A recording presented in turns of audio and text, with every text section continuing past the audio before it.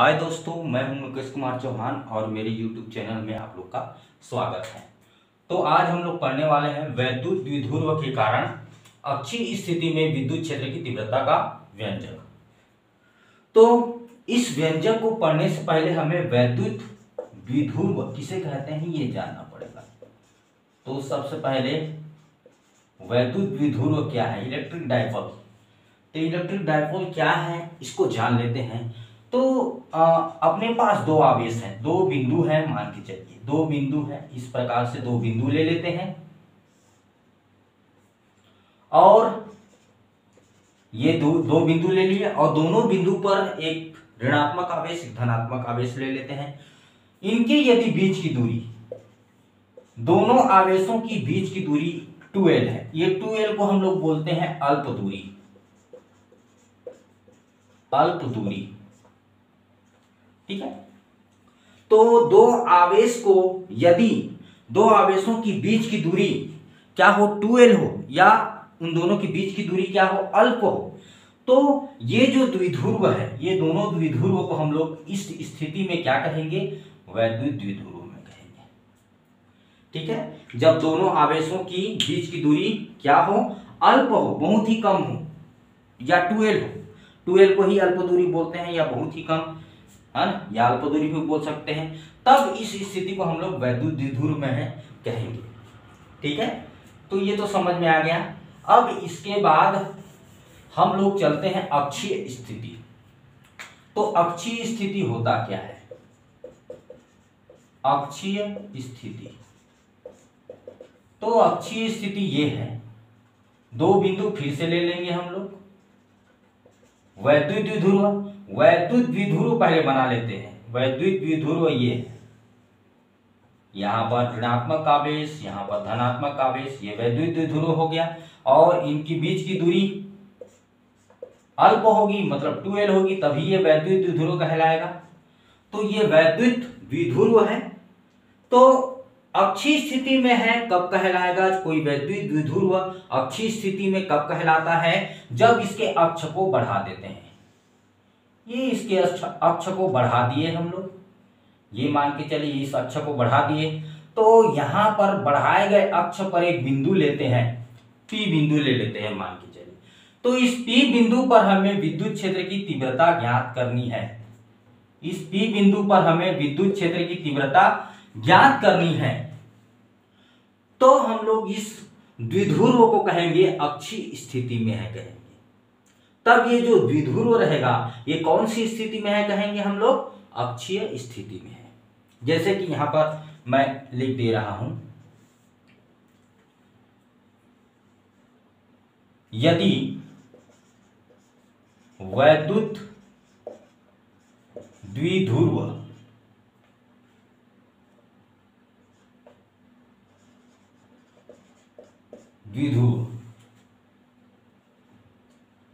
के बढ़ाए गए अक्ष पर, अक्ष के किसी बिंदु पर विद्युत क्षेत्र की तीव्रता ज्ञात करनी होती है।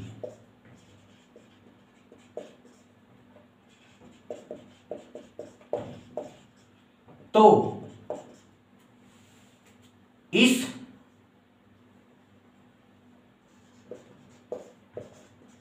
द्विध्रुव को हम अक्षीय स्थिति में है कहेंगे। ये यदि कोई द्विध्रुव है, द्विध्रुव के अक्ष को यदि हम लोग बढ़ा देते हैं, बढ़ाएंगे तो जहां कितना भी बढ़ा सकते हैं, और बढ़ाने पर किसी भी बिंदु पर यदि हमें विद्युत क्षेत्र की तीव्रता ज्ञात करनी है, तो वो जो स्थिति है वो हमारा कौन सा स्थिति कहलाएगा, अक्षीय स्थिति। तो अक्षीय स्थिति पर हमें क्या ज्ञात करनी है, विद्युत क्षेत्र की तीव्रता ज्ञात करनी है। तो यहां पर हम लोग एक काम करते हैं, ये दोनों आवेशों के बीच की दूरी तो अल्प है, मतलब 2L है। इन दोनों आवेशों के बीच के बिंदु को हम लोग मान लेते हैं O, और यहां से जो विद्युत क्षेत्र की तीव्रता ज्ञात करनी है उनके बीच की दूरी जो है R है। क्या है? R ले लेते हैं। O से लेकर P तक की जो दूरी है हम लोग R लेते हैं। अब हम निकाल सकते हैं कि अक्षीय स्थिति पर विद्युत क्षेत्र की तीव्रता का व्यंजक क्या होगा, ये हम लोग निकाल सकते हैं। तो चलिए निकालते हैं। तो ये सबसे पहले तो हम लोग निकालते हैं कि B, बिंदु B पर कौन सा आवेश है? आवेश कोई सा भी हो, हमने धनात्मक लेना है। बिंदु B पर धनात्मक आवेश के कारण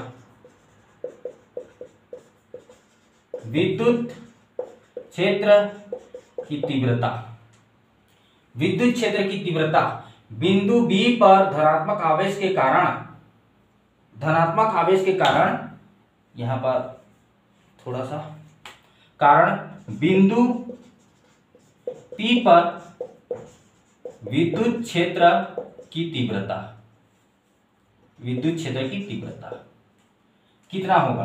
तो उसको हम लोग ले लेते हैं E1 ले लेते हैं, क्योंकि दो ठो विद्युत क्षेत्र की तीव्रता आएगा, एक ठो इधर जाएगा, एक ठो इधर जाएगा। ठीक है, एक ऋणात्मक आवेश के लिए, एक धनात्मक आवेश के लिए। तो विद्युत क्षेत्र की तीव्रता के लिए उस दिन मैं व्यंजक बताया था, क्या होता है? 1/4 पाई एप्सिलॉन 0, यहां पर Q बाई क्या रहेगा? बिंदु B पर, मतलब B से लेकर P की बीच की दूरी, ये BP स्क्वायर। तो BP स्क्वायर बीच की दूरी का वर्ग होता है। अब यहां पर BP क्या है? ये देखो, BP ये है।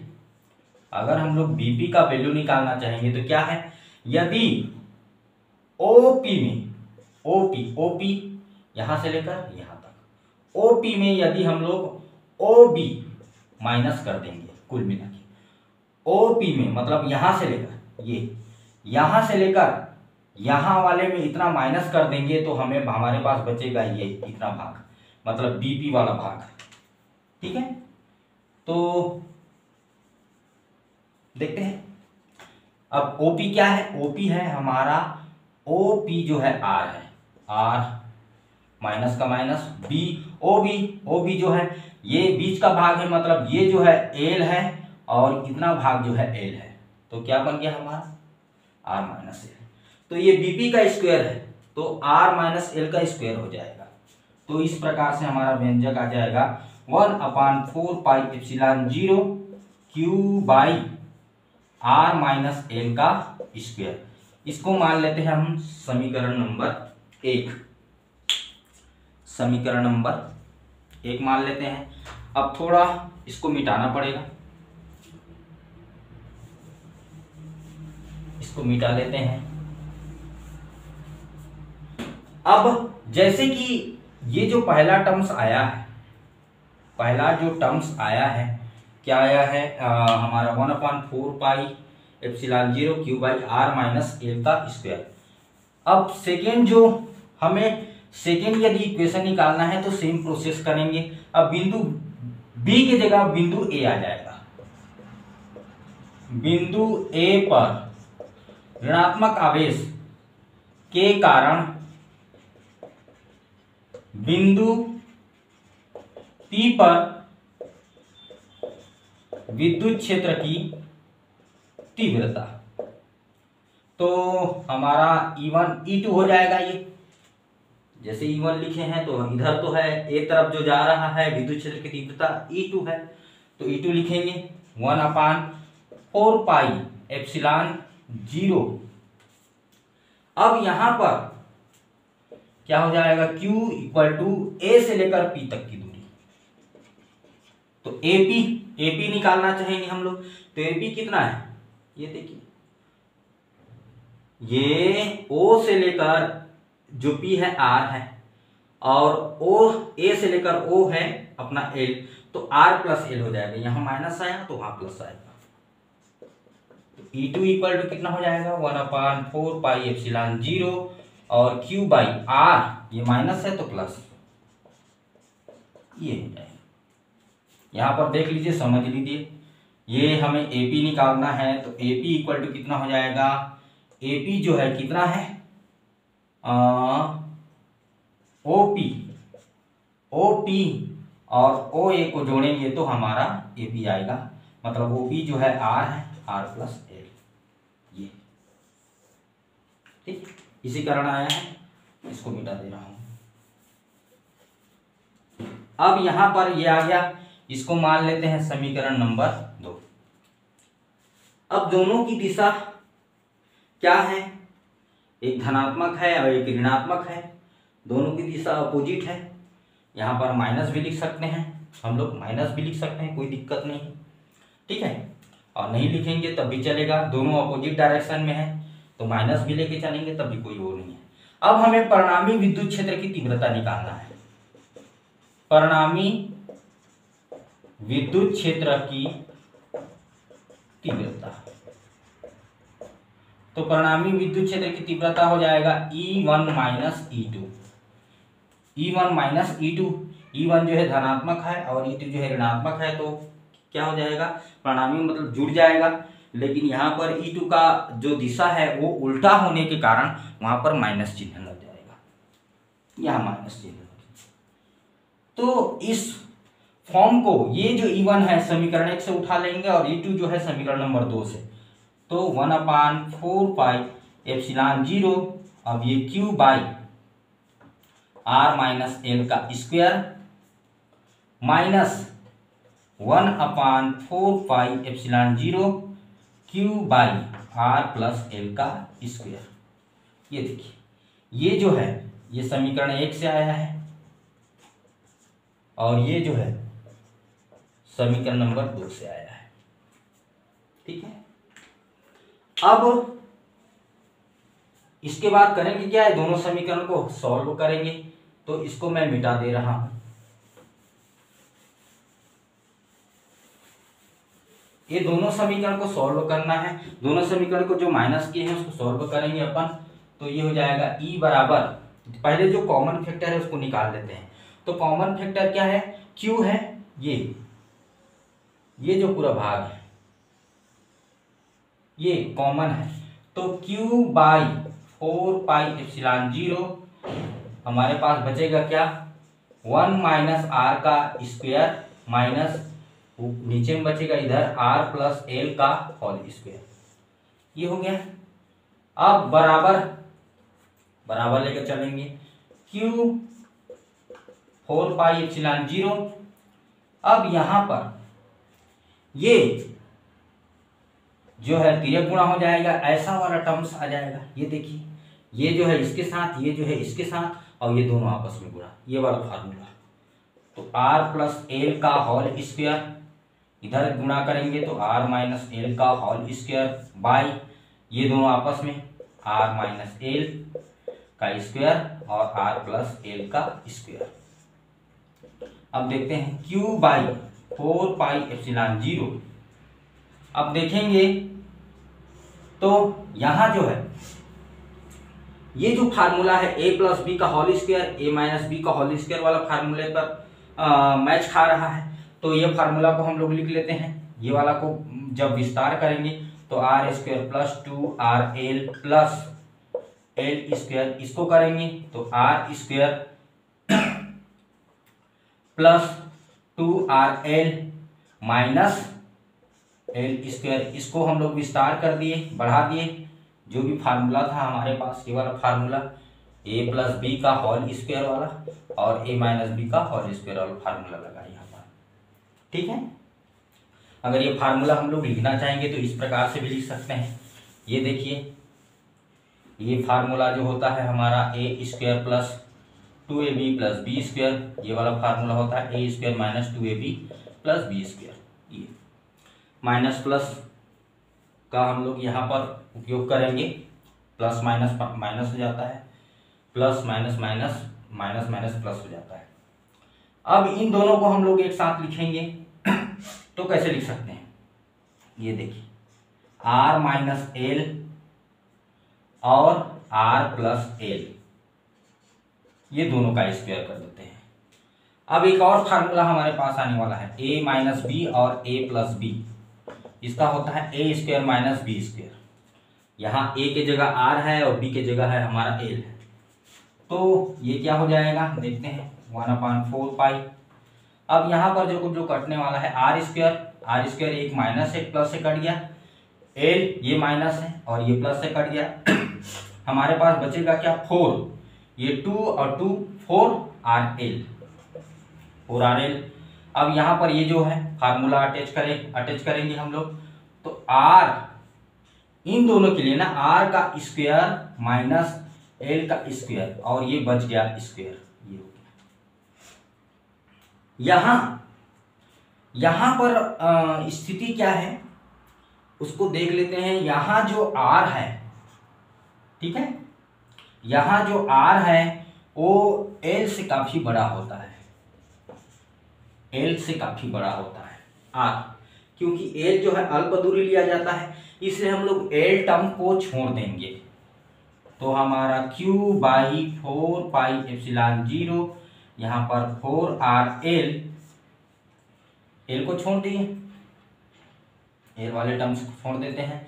यहाँ पर क्या आ जाएगा आर का स्क्वायर मतलब आर का पावर 4 हो जाएगा। तो ये और ये कटेगा, तो हमारे पास बचेगा क्या Q अपान, इसको लिख लेते हैं ऐसा 1/4 पाई एप्सिलॉन 0। अब यहाँ पर Q, सॉरी एक मिनट, यहाँ पर R वाला अभी यूज नहीं करना है, अभी इसको ऐसे रहने देना है।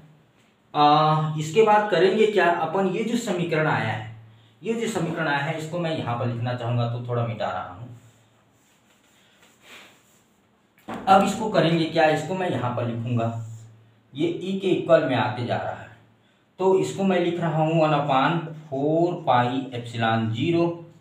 अब यहाँ पर Q और ये 4 RL, तो इसको मैं ऐसे लिख सकता हूँ Q इंटू 2L, यहाँ पर एक्चुअली में 4 है, तो 2L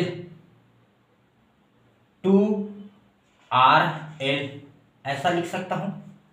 ये देखिए Q का Q और 4 है तो 2 दूने 4 हो गया, और R का R है ना, यहाँ पर L नहीं रहेगा, ये L, ये जो L है, और नीचे में क्या हो गया आर स्क्वायर माइनस एल का स्क्वायर और ये स्क्वायर, ठीक है। ये जो है ये क्या है, एक फार्मूला है, किसका फार्मूला है, पी का। पी किसको बोलते हैं, वैद्युत द्विध्रुव